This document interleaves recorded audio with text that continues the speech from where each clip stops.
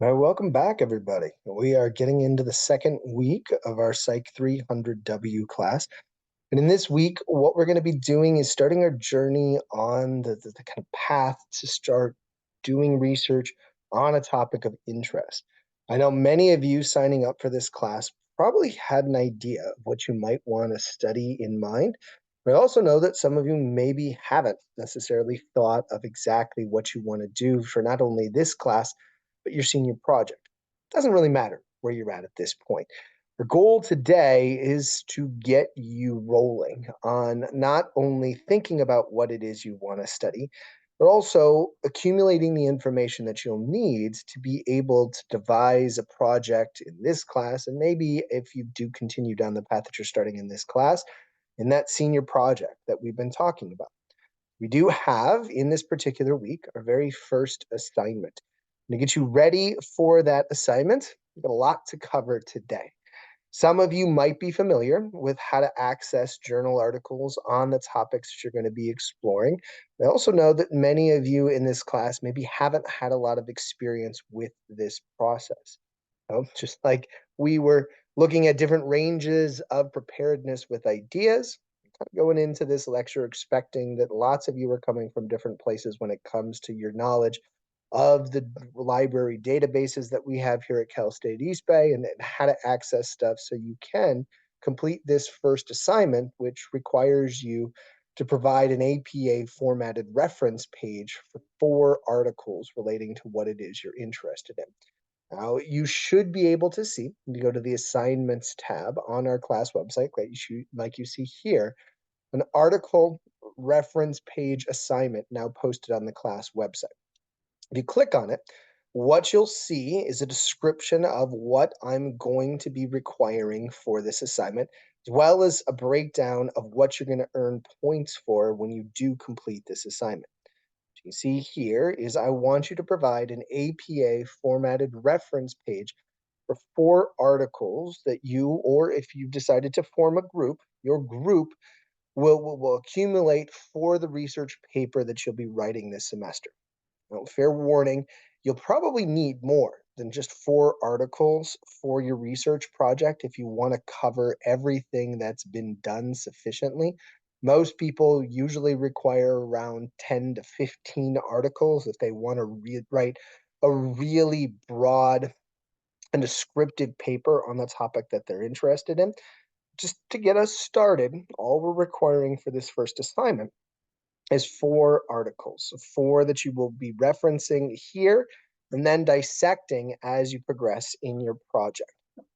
Now, for this particular assignment, most of what you're going to be doing is just getting yourself familiarized with the library database, how to access the information that's available through Cal State East Bay. And if you haven't yet, getting yourself familiarized with how to write an APA formatted reference page. It also includes DOIs or hyperlinks for the articles that you're going to be finding in this project. You've got about a week to complete this, depending upon, I guess, when you saw this video. The assignment for this is due on Friday, January 26th at 11:59 p.m. So hopefully, if you've seen this early enough, you have ample time to go through the database, look for what it is you're interested in, because sometimes, as we're going to talk about, looking for things is a bit of a process, and get a really well-written APA formatted reference page so you've gotten the ball rolling on this project that you're going to be starting. How do you get to these articles that we're talking about here? As I mentioned before, the primary place where you're going to get most of your resources for your paper in this class is our university library. Maybe some of you don't know this, but Cal State East Bay and all the Cal States, as well as the UCs, pay a ridiculous amount of money every single year to have access to some of the premier research that's being done, not only in psychology, but all of the sciences around the world.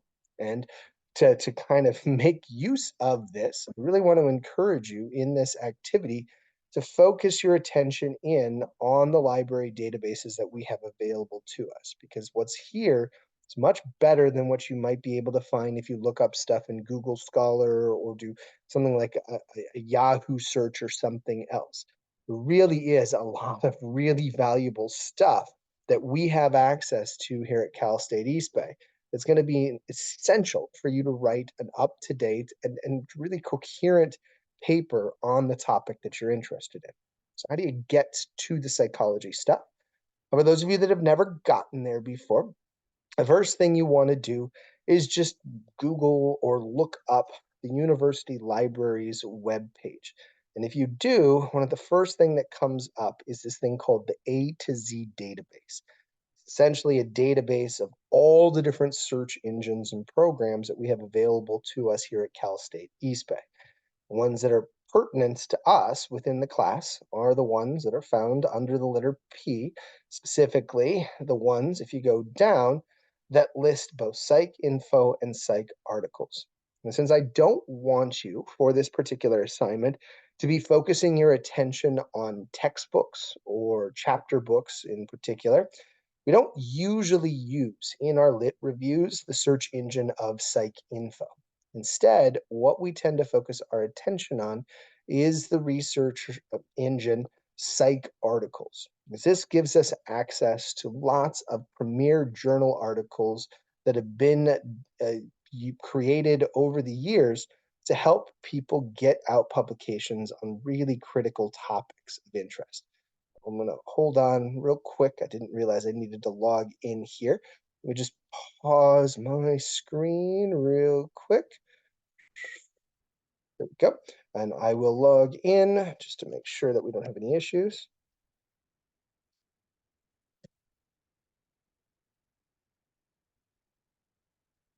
Sorry for the delay.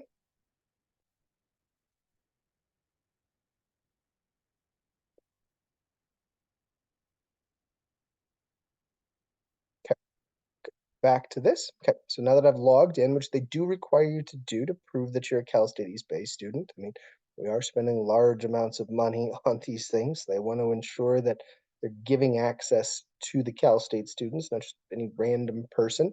So once you log into this, you'll see a search engine that looks something like this. What you're going to do with this search engine is try to find articles that fit very specific parameters. Namely, I want you to find articles that relate to the topic that you're interested in, but I also want you to find relatively recent ones that are coming from good journals. So one of the first things you usually do is just look for keywords on the topic that you're interested in. So let's say you're interested in the topic of, one of the things I've heard a lot from people is depression, which is a topic. I'm not sure it's one that'll work for this, but let's say it is. So it's either listed as a topic or a keyword for this specific search engine. It's called keyword. And then another topic that's often tied to it these days is depression and school. All right, so let's also put that in as a keyword. Right? Now, having 2 points, 2 reference points within topics is really critical when you're trying to narrow down the scope of what you're looking at. I mean, just to show you the essential nature of this, let's say I do my search with just looking at the topic of depression. Click on that, do my search, and what I usually get back is an obscene amount of articles. What you see here is roughly 5,000 articles on the topic of depression. Narrowing that down to just 4 articles that relate to something specific that you're interested in, it's going to be all but impossible. Let's say I do look at depression in school, like we had talked about before, put those keywords into my search engine. What I suddenly find by pairing those 2 things up is just 76 articles on this specific topic. Now, this might not be sufficient for you. You might want to lower it even more. There's a good chance, though, that you could just take this list of 76 articles, page through them, look for ones that relate to each other, and whichever ones seem to work, well, you've got your 4 articles for this particular assignment. And what you'll see when you look at our search engine, when looking at them on Psych articles, is pretty much every single article that you're going to have access to comes with a link to a PDF of the full text of the article. This is a relatively new thing. Within the past 5 to 10 years, what we've been able to do is not just create links to a lot of the articles that we want people to read, but we've actually been able to access the PDFs of these articles. Now, this might seem like something that should have been a universal thing. Honestly, the database to have access to all these PDFs is pretty darn big. And for us to be able to do this, it took a lot of work. But now, when you're doing your searches, instead of having to dig through around 20, 30 different things, what you usually can just do is click on a PDF that gets you exactly to the article that you're looking for, so you can review it and figure out if it really does relate to the topic that you're interested in.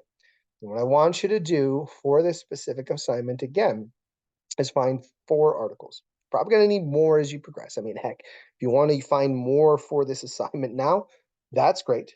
But specifically, what I want you to do for this assignment to get credit for it is to find 4 articles that relate to the topic that you're interested in and create, as I mentioned before, an APA formatted reference page of it. You might be asking yourself, after we've kind of talked about this, how do I do that? How do I create an APA formatted reference page? There's lots of different ways to do this. One of the nice things that we have at our disposal here is oftentimes the ability to create APA references through the library resources that are available. I'm going to have to try to figure out. Let me see if I can find it. APA formatting link. What? APA citations. Perfect. What the link is at this school, and what you see here, if you look for it at Cal State East Bay's library website, is a quick reference guide that helps you do things, or something that can actually, this is what I think it is, convert stuff into APA format. Actually, this is just a link to APA formatting. Um, it should be a couple different things that are available. I'm shocked that we don't have the program that automatically pops up. I'm guessing if you look more in depth on this, you'll find a program that brings this up.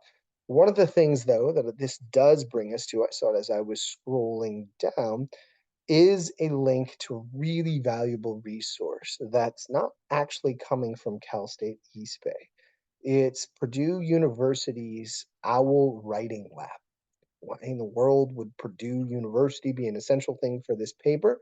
Well, there is an agreement between Purdue University and the American Psychological Association for them to continually update a website that allows for people to learn about how to format things in APA format correctly, regardless of the kind of edition or the newest version of the APA style guide.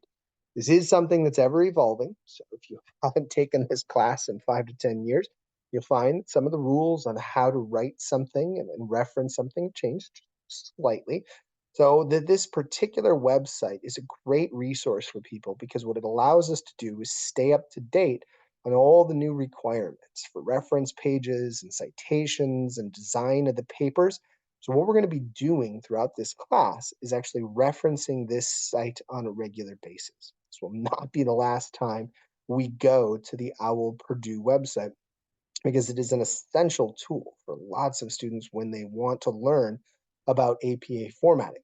Now, you might have seen when I did that search that there's also, looking at it, an APA book, a manual. So if you are one of those individuals that prefers to have something printed right in front of you that you can continually reference, there is an American Psychological Association book on formatting. And if you want to get it, I encourage you to do so. It's the 7th edition that's newest in APA formatting. And you can, if you want to, get that textbook online. There's also some other resources, as you see here, that you can reference online through our library. And all of these things are really nice tools to have at your disposal if you're just learning about APA formatting. cite stuff and how to write references. So you need the distinction between those things. Citations is when we're talking about something and we want to list the author or date and maybe pages that something is coming from while we're writing about it. And the references are what we include at the end of a paper, a full detailed description of exactly what it is we found. And just kind of highlight what that looks like and go back to the article search that we talked about before. Let's say this time I want to write something about exercise as a keyword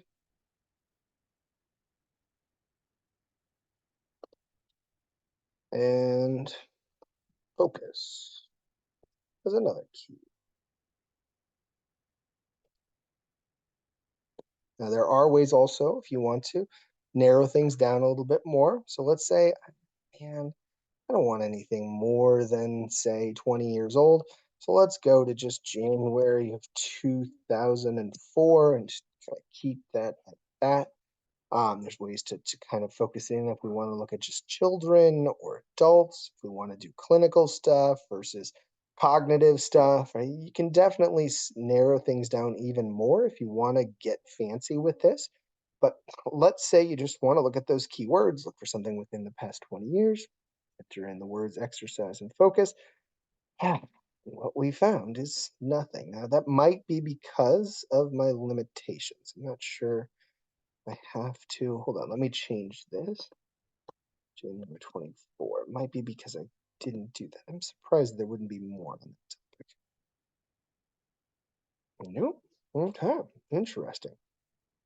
Just to be sure.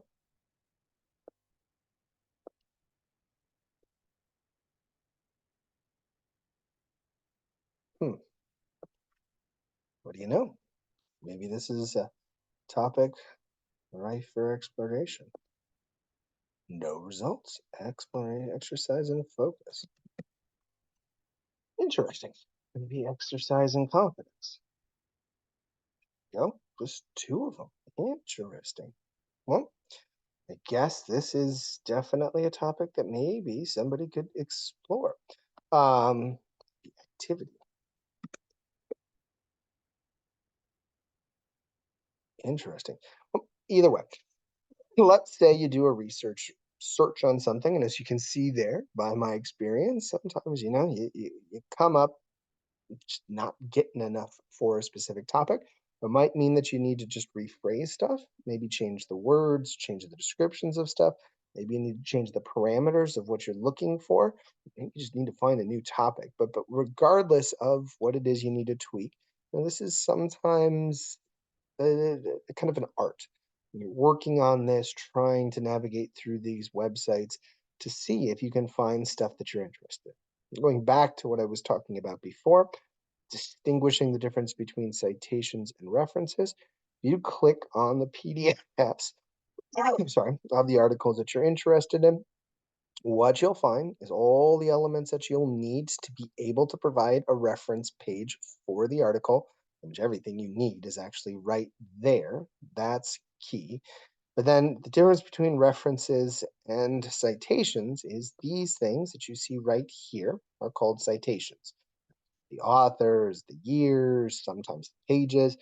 This helps readers know where the statements about stuff is coming from. And then at the bottom, the very end of your paper, are these things called reference pages.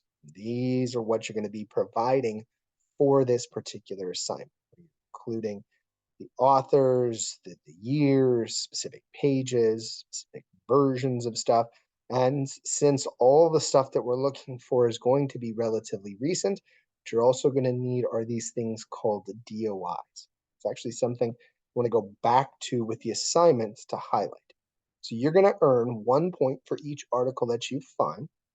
You're going to earn 2 points for proper APA formatting. So give yourself enough time to do this because this does take a little while to be able to find the right stuff, to be able to include all the things that you need.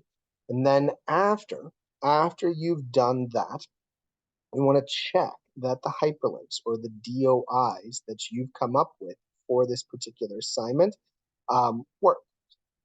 back to the article. So what you can see when you write this is the DOIs are included at the back end of it. And if these DOIs are correctly inserted, what I should be able to do when I click on a DOI is get redirected to the article itself. If I can do that for the 4 articles that you are using in your paper or this particular assignment, I guess, you will get 1 extra point. So you'll get the 7 points that this is worth, so full credit for the assignment if all of those DOIs work. Sometimes this can take a little bit of work. I mean, sometimes when you click on these things, there's weird hyperlinks, there's weird walls that are put up. So figuring out what the DOIs for these is sometimes a bit of a challenge. But I want to encourage you to give yourself enough time to do this particular assignment. If you wait until the last minute on it, it's going to be really frustrating because finding articles is going to be probably more challenging than you think. Being able to write a reference page is going to take longer than you anticipate. And getting those DOIs to work is going to cause you probably to scream and yell and freak out if you get kind of up against a time deadline. Get started on this early. Hopefully, you'll be able to not only find 4 articles, but find 4 good ones. Find ones that really relate to what it is you're interested in. So you have something to work with as you start to explore the topic that you're interested in. You can write them out in APA formatting, which is going to save you some time in the final paper that you're going to work on.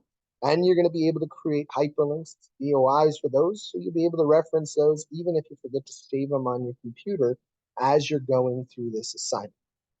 Again, this particular portion of the assignment is due next Friday, 1/26, or at least next Friday, based on when I'm recording this, at 11:59 p.m. You have to get it in by that deadline. It's going to be submitted on Canvas as a file. So even if you submit it at 11:59 and 1 second, not just 11:59 flat, this is going to be marked as late. I'm going to have to take off a considerable amount of points. Don't do that. I mean, not only are you going to lose points when you submit these things late, but you're going to start falling behind, not going to have the things you need. And honestly, you're probably going to rush yourself to the point where you're not getting the most out of this. You do that for this first assignment, you're really setting yourself up in a way that's not going to be helpful as you're progressing throughout the semester. So again, I know I'm harping on this, but please try to get this stuff done as soon as you can. Try to get your search started as soon as you can, and it's going to be very helpful as you're progressing. That's all I have to cover for this particular lecture. But if you've got questions, if I missed something, if you need further clarification, send me an email. Send me a request to meet during office hours. Post something on the discussion board that we have.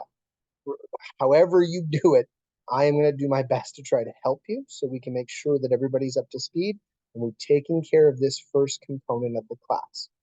Today, I think we're at where we need to be. So congrats on getting through the second lecture. Hopefully it didn't meander too much, but I think we got to everything we needed to get to. So thanks for watching. Thanks for staying all the way to the end. And I hope to see you all sometime down the road. But more importantly, I hope to see really good work from all of you as we progress. Take care, everyone.